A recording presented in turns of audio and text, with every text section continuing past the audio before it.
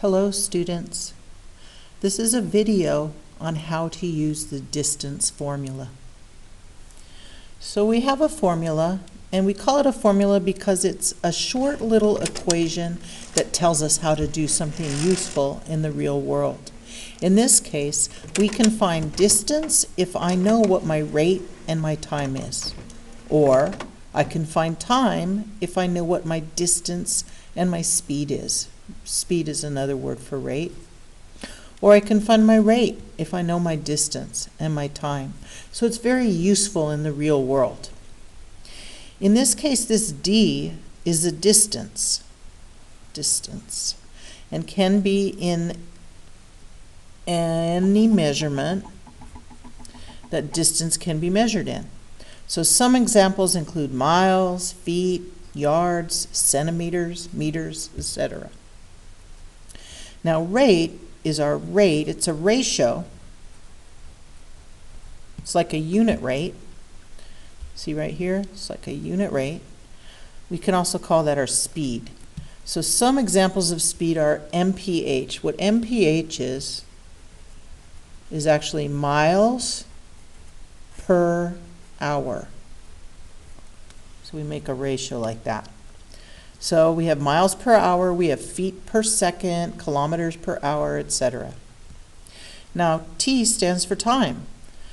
We usually measure time in hours, but we can also use minutes or seconds. A really good way to remember this distance, rate, time formula is to draw a picture. So I'm going to share that picture with you. I don't have a lot of room on this paper. I guess I'll do it right here. I make a circle. I divide the circle in half, and I make another line like that. I put distance here, rate, and time. And what this picture shows me is I can have three formulas. I can have my distance equals rate times time. I could also find time. And my time is my distance divided by my rate. I can also find my rate. And my rate is distance divided by time. Notice how the distance is always on top, divided by the time. So I can use this formula or this equation in a couple different ways. So now let's see how it works. We'll look at example 1. Joanne is going on a bike trip. She plans to ride 9 miles, here's my math, 9 miles in 45 minutes. At what rate, miles per minute, must she travel? So I see here there's a distance, here's a time, and at what, that's my question word, so I know this is what I'm looking for. I don't know my rate. So I'm going to use this formula right here where it says rate equals distance divided by time. And all I'm going to do is substitute my values. So I see my distance is 9. So I'm trying to find my rate. My distance is 9. And just like up here, I'm dividing now by the time.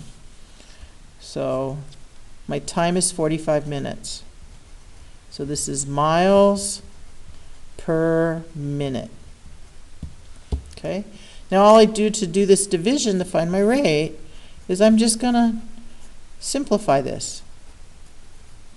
So that's the same as 9 times 1, and 45 is the same as 9 times 5. So here's my giant 1. I factor that out, and I see that my rate is 1 mile for every 5 minutes. So my rate is equal to 1 mile for every 5 minutes. That's one example. Here's a second example, example 2.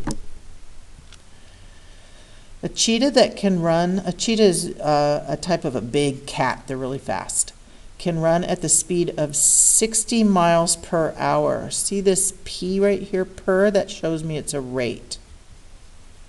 How far can it run in 0.25 hours? So this is a time. So I'm looking for my distance. I know I'm looking for my distance because of that question word right here, right next to it. So I don't know my distance, so I'm going to use this formula where distance is equal to my rate times my time. So I don't know my distance, I just leave it as a D. My rate is 60 miles per hour. 60 miles per every 1 hour. And I'm multiplying that by my time, 0.25. Now I have a choice right here. I can either multiply by a fraction, 25 over 100 would be 1/4, or I can multiply by the decimal. It's easier for me to multiply with fractions, so I'm going to change 0.25 hours is equal to 1/4 of an hour, because that's easier for me. So I'm going to put 1/4 of an hour.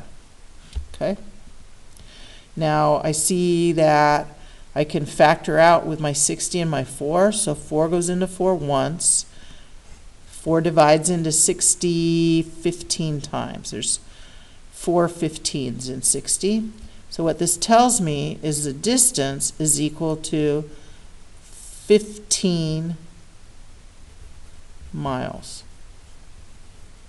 So it can run 15 miles in a quarter of an hour. That's really fast. In 15 minutes, he can go 15 miles. A mile a minute. It's pretty fast. Okay, example 3. A garden snail, on the other hand, is much slower than a cheetah. It can travel at 0.03 miles per hour. So 3/100ths of a mile per hour. How long would it take to travel 0.75 miles? So this is clearly our distance. So that's 3/4 of a mile. And this must be there's our P, there's our rate. How long would it take? This, I believe, is asking for the amount of time.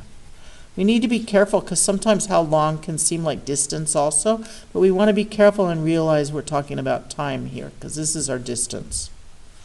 Okay, so I want to set up my formula and I'm looking for time. This is what I don't know, so I'm going to have time here first, and that equals distance divided by my rate.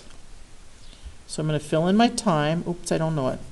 So I'll fill in my distance, 0.75 miles, divided by my rate, which is 0.03 miles per hour. Miles divided by miles is 1. There we go. And now I'm just going to use my regular division algorithm to do this. So I have 0.75 divided by 0.03. I'm going to multiply both of these by 100. And that gives me a new problem. 3 divides into 75. Oh, that's easy. 3 goes into 75 25 times because 3/4. Okay, so it looks like the time is equal to 25. I think it's 25 hours. Let's see. How long would it take? 25 hours. That's actually pretty quick. I'm surprised this snail can go almost a mile in 25 hours. Okay, that's how we use our distance equals rate times time formula. So I hope you've been working on the handout with me as I went through and did this, and then you have some practice problems to do. I'm happy to help you if you need some help. These are the practice problems.